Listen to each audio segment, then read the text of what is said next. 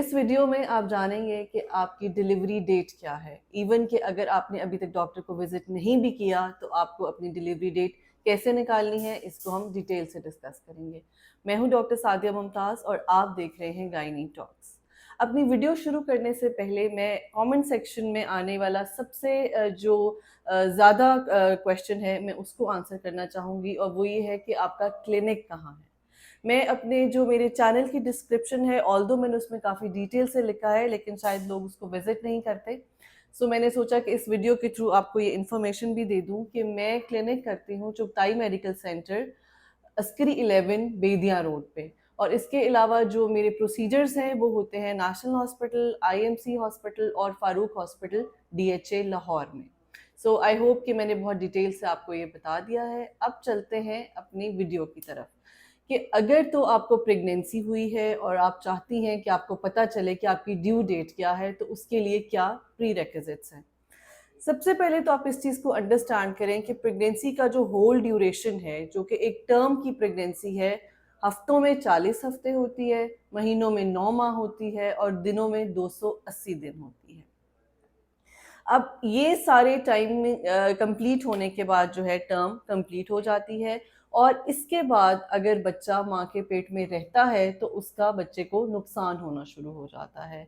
अब ये देखें कि अल्लाह की कुदरत है कि वो बच्चा जो पूरे 9 माह माँ के पेट के अंदर रहा है, हिफाजत से रहा है, बना, पला, बढ़ा, लेकिन एग्जैक्टली 40 वीक्स के बाद जाके 280 दिन के बाद जाके वही जो माहौल है, वही इन्वायरमेंट है, उसके लिए खतरनाक हो सकता है और टॉक्सिक हो सकता है। उसकी बहुत सी वजूहात हैं, क्योंकि जैसे ही माँ 40 वीक्स क्रॉस करती है तो ऑटोमेटिकली माँ के अंदर कुछ ऐसे चेंजेस आने लग जाते हैं जिससे बच्चे को जो है वो काफ़ी हद तक नुकसान होता है। जिसमें सबसे ज़्यादा ये है कि अगर तो आप 40 से 41 वीक से भी ऊपर चले जाएं तो बच्चे की स्टिल बर्थ हो सकती है, यानी कि बच्चा पेट के अंदर ही फौत हो सकता है। उसकी क्या वजूहात हैं कि सबसे पहली और इम्पॉर्टेंट वजह ये है कि जो प्लेसेंटा है वो टाइम के साथ मेच्योरेशन उसमें शुरू हो जाती है। 37 वीक्स के बाद जो है ग्रेड 1, ग्रेड 2, ग्रेड 3 तक चला जाता है, और 40 वीक्स तक के बाद अगर तो ग्रेड 4 मेच्योरेशन हो जाती है प्लेसेंटा की, तो बच्चे को एक तो ऑक्सीजन सप्लाई कम हो जाती है, बच्चे की न्यूट्रिशनल सप्लाई कम हो जाती है, बच्चे को ब्लड सप्लाई कम हो जाती है, और ये सारे फैक्टर्स मिलके बच्चे की पेट में डेथ की वजह जो है वो बन सकते हैं। एक और वजह ये होती है कि 40 वीक्स के बाद बच्चे का लाइकर बहुत कम होना शुरू हो जाता है। मैक्सिमम जो बच्चे का पानी यानी जो अमनियोटिक फ्लूइड है वो 36 वीक्स पे 1 लीटर होता है, और आहिस्ता आहिस्ता 36 वीक्स के बाद वो रिड्यूस होने लग जाता है, ऑब्वियसली क्योंकि जैसे मैंने आपको बताया कि प्लेसेंटल इनसफिशिएंसी शुरू हो जाती है। 40 वीक्स तक जाते जाते 700 ml का जो लाइकर है वो हो जाता है, और उसके बाद वो मजीद जो है वो कम हो जाता है। जाहिर है जब बच्चे के पास लाइकर कम होगा तो भी उसकी जो है वो परवरिश उस पर फर्क आएगा। नेक्स्ट एक और चीज़ है कि 40 वीक्स के बाद बच्चे का जो ऑटोनॉमिक सिस्टम है, यानी कि जो वो वाले जो फंक्शंस बॉडी के जो बच्चे के कंट्रोल में नहीं होंगे वो स्टार्ट होना शुरू हो जाते हैं, जिसमें सबसे इम्पॉर्टेंट है स्टूल पास करना।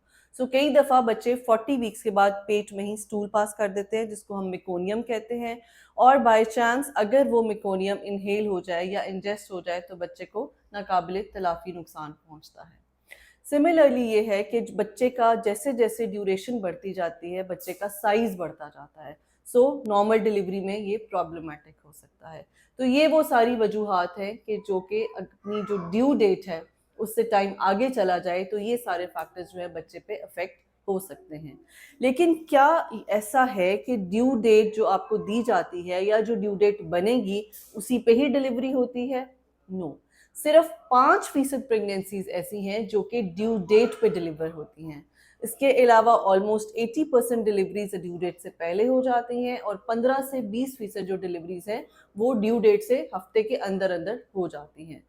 41 वीक्स अगर आपके क्रॉस हो गए हैं तो दिस इज़ अ टाइम जो कि एक अलार्मिंग टाइम है। मैंने देखा है कि बहुत से पेशेंट्स जो हैं वो कहते हैं नहीं, we will go with the natural, we will wait, बल्कि हमने तो अब देखा है कि अब्रॉड में वहाँ पर तो वो 42 वीक्स तक भी लेकर जाते हैं, दे कीप ऑन मॉनिटरिंग।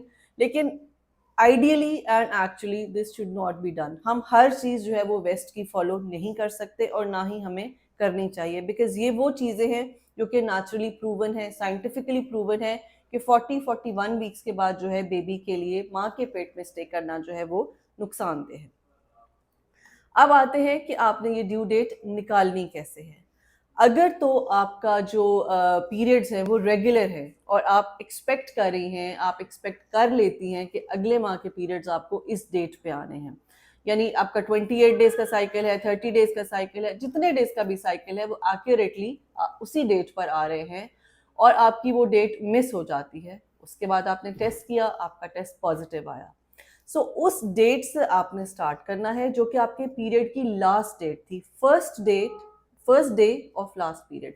इसमें ये भी एक बहुत मिसकंसेप्शन क्रिएट की जाती है कि कई दफ़ा पेशेंट्स कहते हैं जी हम इस डेट को हमें पीरियड्स आए थे लेकिन हम नहाए इस डेट को थे, और वो कई दफ़ा डॉक्टर जब पूछते हैं कि जी आपकी पीरियड्स की डेट क्या थी, पीरियड्स आने की डेट क्या थी, तो वो डेट बताते हैं जिस डेट को उनके पीरियड्स ख़त्म हुए थे।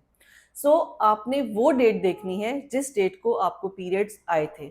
अब जैसे हम देख लेते हैं आज 22 तारीख है, अगर किसी को आज 22 तारीख के पीरियड्स आए हैं और उसका अगले मंथ का साइकिल मिस होगा तो उसकी ड्यू डेट उसने कैसे निकालनी है। 22 मई है, इसी तरह से इस पे आप फिंगर टिप्स पे 9 मंथ्स लेकर चलेंगे, जून, जुलाई, अगस्त, सितंबर, अक्टूबर, नवंबर, दिसंबर, जनवरी, फरवरी, 22 मई से 22 फरवरी, और उसमें आपने 1 वीक ऐड कर देना है। अब फरवरी में कई दफ़ा 28 डेज होते हैं, 4 साल बाद फिर 29 डेज होते हैं, तो ये थोड़ा सा वो हो जाएगा कि आप 22 में 7 डेज ऐड करें, अगर तो फरवरी 29 का होगा तो वो 29 फेब हो जाएगा, अदरवाइज फिर वो 1 मार्च होगा। उस डेट पे पूरे 9 माह और उसके बाद 1 हफ्ता आप और ऐड कर दीजिए, तो ये आपकी एक्यूरेट डेट ऑफ डिलीवरी आ जाएगी। लेकिन जिनके पीरियड्स इरेगुलर हैं या जिनको अपने पीरियड्स की श्योरिटी नहीं है, वो क्या करेंगे? उसके लिए फिर उनको साइंटिफिक और मेडिकल हेल्प लेने की ज़रूरत है, जिसमें हम ये कहते हैं कि बेस्ट स्कैन जो होता है, जिसको हम डेटिंग स्कैन कहते हैं, वो हम करवाते हैं 8 वीक्स पे। तो अगर आपका 8 वीक्स का स्कैन हुआ है तो उसमें जो आपको डेट दी है आइडियली वो आपकी जेस्टेशन की डेट है और वही हम उसको एज अ डिलीवरी डेट देंगे जो कि उस स्कैन में दी जाएगी। लेकिन अगर आपका 8 वीक्स तक भी स्कैन अवेलेबल नहीं है तो जो अर्लीस्ट पॉसिबल स्कैन होगा फिर हम उसके थ्रू चलेंगे, और ये डेट्स उस पर फिर जो डेट होगी उसको अकॉर्डिंगली हम उसके साथ 40 वीक्स लेकर चलेंगे। अगर आपकी डिलीवरी है, नॉर्मल चल रहा है, फर्स्ट बेबी है, पहले डिलीवरीज हैं, तो ऑब्वियसली हम उस डेट तक वेट करेंगे। लेकिन अगर सी सेक्शन है तो आपकी जो ड्यू डेट है जो 40 वीक्स को कंप्लीट करती है उससे हम 2 वीक्स बैक यानी 38 वीक्स पर जाएंगे, और 38 टू 39 वीक्स के दरमियान आपकी जो सी सेक्शन की इलेक्टिव डेट है वो आपको दी जाएगी।